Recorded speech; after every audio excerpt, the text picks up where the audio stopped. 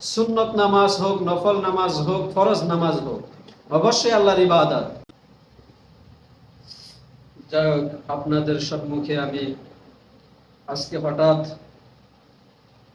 একটা কিতাব, যেটা নাকি আমাদের মুফতি ক্লাসের মধ্যে সবথেকে বড় কিতাব বলা হয়, আদ-দুররুল মুখতার, এই কিতাবটা পড়তে পড়তে হঠাৎ করে একটা ইবারত আমার সামনে চলে আসলো। সেই ইবারতের মধ্যে বললেন, কিতাবুন নিকাহ মধ্যে বললেন, লাইসা লানা ইবাদাতুন শুরিআত মিন আহদি আদম ইলাল আল-আন সুম্মা তুস্তামিরু ফিল জান্নাতি ইল্লা নিকাহ ওয়াল ঈমান।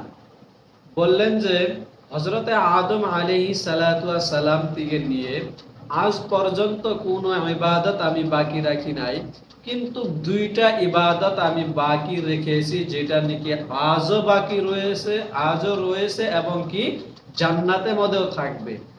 সেই দুইটা ইবাদত হলো, একটা হলো আন-নিকাহ, আর দুই নাম্বার হলো আল ঈমান, যে ঈমান এবং বিয়ে। এই দুইটা জিনিস আল্লাহ রাব্বুল আলামিন হযরত আদম আলাইহিস সালাতু ওয়াস সালাম থেকে নিয়ে একদম জান্নাত পর্যন্ত বাকি রাখবে।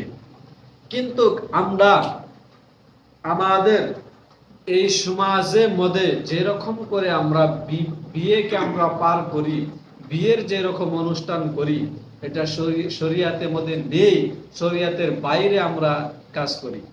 যেরকম আমরা বিবাহ মধ্যে কি করি, গান বাজাই, ড্যান্স করি, নাচি, এবং কি বড় বড় ডিজে এনে গানের আড্ডা বানিয়ে দিই।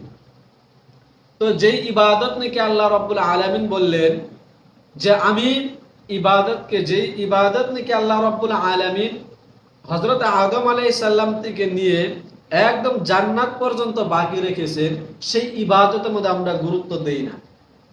যেরকম নামাজ অবশ্যই আল্লাহর ইবাদত, তারপরে সুন্নত নামাজ হোক, নফল নামাজ হোক, ফরজ নামাজ হোক, অবশ্যই আল্লাহর ইবাদত।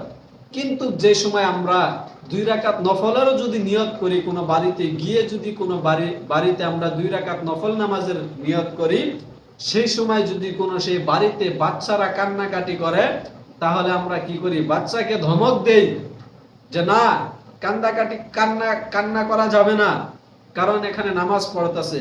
কিন্তু আমরা এরকম একটা ইবাদত, যে ইবাদতের মধ্যে আমরা গান বাজনা দিয়ে শুরু করি, সেই ইবাদতটা হলো বিয়ে। যে ইবাদতটা নাকি আল্লাহ রাব্বুল আলামিন জান্নাতেও বাকি রেখেছেন, সেই ইবাদতের মধ্যে আমরা গানের আড্ডা, বাজনার আড্ডা, নাচের আড্ডা, ড্যান্সের আড্ডা দিয়ে আমরা একদম বিয়েটাকে কি করি, শরীয়তের বাইরে নিয়ে যাই।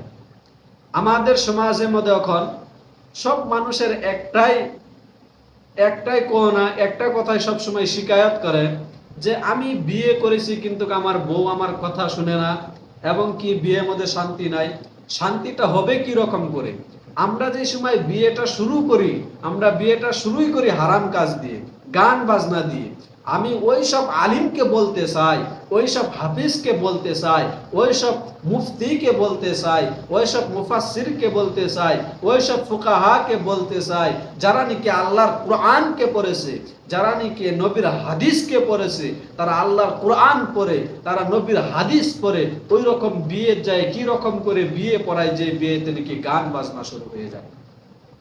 সেই আলিমও গানের মধ্যে জড়িত, সেই মুফতিও গানের মধ্যে জড়িত, সেই ইমামও গানের মধ্যে জড়িত, সেই হাফিজও গানের মধ্যে জড়িত। যেই সব হাফিজ আলিমরা যায় বিয়ের মধ্যে, যেই বিয়েতে গান বাজে, যেই বিয়েতে নাচ হয়, যেই বিয়েতে ড্যান্স হয়, সেই বিয়েতে গিয়ে নাকি যেই সব আলিমরা, মুফতিরা, হাফিজরা, ইমামরা বিয়ে পড়ায়, সেই সব আলিম, হাফিজ, মুফতি, কারি হোক, সবাই সেই গানের মধ্যে জড়িত। ভাই, আমাদের ভাবা উচিত, আজকে যদি আমার বাবা মরে যায়, আমি আমার বাবার জানাজার সময় শুধু কান্না করি, আমরা কি সে সময় পাবো বাবার জানাজারে পাশে পাশে আমরা ডিজে নিয়ে যেতে, বক্স নিয়ে যেতে, গান বাজাইতে বাজাইতে আমরা যেতে পারবো? পারবো না। কারণ এটা আমরা ইবাদত ভাবি, এটা একটা ইবাদত, অবশ্যই ইবাদত, জানাজার একটা ইবাদত, ফরজে কিফায়া। কিন্তু বিয়েটাও তো একটা ইবাদত, যে বিয়েটা নাকি সুন্নত, কত সময় সুন্নত হয়, কত সময় ফরজ হয়ে যায়, কত সময় ওয়াজিব হয়ে যায়। আমরা সেই বিয়েটাকে কি করি, তামাশা বানিয়ে রাখিয়েছি, আমরা সেই বিয়েটাকে খেলনা বানিয়ে রেখেছি, আমরা সেই বিয়েটাকে কি করে রেখেছি, যে শরীয়তের বাইরে নিয়ে চলে গিয়েছি। আমি ওই সব মুসল্লিদেরকে, ওই সব মাতবরদেরকে, ওই সব মুরব্বীদেরকে, ওই সব সমাজের সেক্রেটারি, প্রেসিডেন্ট, মাতবর, মুরব্বী সবাইকে আমি এই মেসেজ দিতে চাই, যেই বাড়িতে নাকি বিয়ের মধ্যে গান বাজনা বাজবে সেই বাড়িতে জানি ওই রকম মুরব্বীরা, গ্রামের সেক্রেটারি, গ্রামের প্রেসিডেন্ট, সমাজের সেক্রেটারি, সমাজের প্রেসিডেন্ট, গ্রামের মানুষ জানি সেই মুসলমান মানুষ জানি সেই বাড়িতে না যায়। কারণ আমরা এই বিয়েটাকে একটা খেলনা বানিয়ে রেখেছি, যেই বিয়েটাকে আমরা ওইসব বিয়ের মধ্যে কিরকম করে যাই, যে বিয়ের মধ্যে গান বাজে। আর আমি ওই বিয়ের মধ্যে গেলাম, যে বিয়ের মধ্যে নাকি গান বাজতেছে, আর ওই সময় যদি আমার এই বিয়ের সামনে আমার ইন্তেকাল হয়ে যায়, ওই গানের সামনে যদি আমার মৌত হয়ে যায়, ফেরেশতা এসে যদি সেই সময় আমার জানকে কবজ করে নিয়ে যায়, আমার লাশটা সেই সময় কোন জায়গায় থাকবে? সেই সময় আমার লাশটা কোন জায়গায় থাকবে? একটা ইবাদত আমাদের থাকবে না, সেই সময় আমার লাশটা হয়ে যাবে একটা গানের আড্ডা, একটা নাচের আড্ডা, একটা জঘন্য কাজের মধ্যে আমার সেই সময় লাশটা পড়ে থাকবে। আর আমি সেই সময় জান্নাতের আশা করতে পারবো? জীবনেও না, কখনোই আমরা জান্নাতের আশা করতে পারবো না। ওইসব বিয়ের মধ্যে না যাওয়াটা উচিত। ওইসব বিয়ের মধ্যে ওইসব আলিমরা, হাফিজরা জানি এইসব বিয়ে না পড়ায়, যে বিয়েতে নাকি গান হয়, যে বিয়েতে নাকি নাচ হয়, যে বিয়েতে নাকি ড্যান্স হয়। ভাই দোস্ত বুজুর্গ, আজকে বললে বাদ আপনারা অবশ্যই আপনাদের বুকের মধ্যে, আপনাদের দিলের মধ্যে খারাপ লাগবে, যে যা আমি তাদেরকে বলতে চাই, যারা নাকি বিয়ের মধ্যে গান বাজনা বাজায়, তারা কি পারবে তার বাবার জানাজার মধ্যে গান বাজাতে?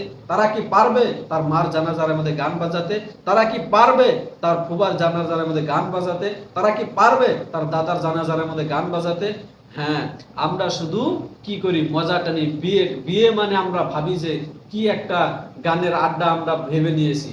যেই রকম দুনিয়ার মধ্যে এখন আমাদের পরিস্থিতি, আমাদের মুসলমানের উপরে অত্যাচার ইয়ার জন্যই হয়েছে, আমরা আল্লাহর হুকুমকে পার হয়ে গিয়েছি।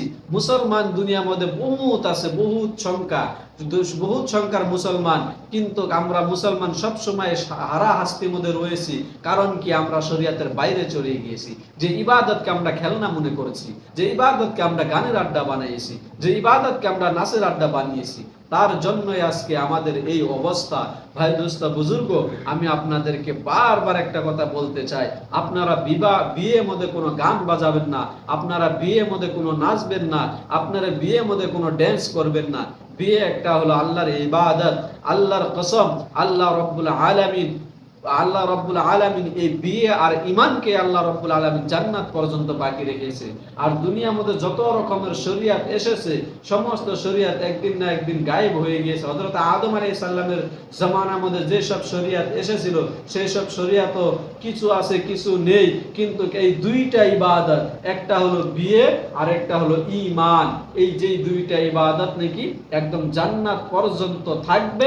তার জন্য আমরা এই ইবাদতকে ঘোর করতে হবে, এই ইবাদতকে সম্মান করতে হবে, এই ইবাদতকে আমাদের সবাইকে বুঝাইতে হবে যে এটা বিয়ে। ভাই, বিয়ে মানে গান বাজনার আড্ডা নয়, বিয়ে মানে আল্লাহর ইবাদত।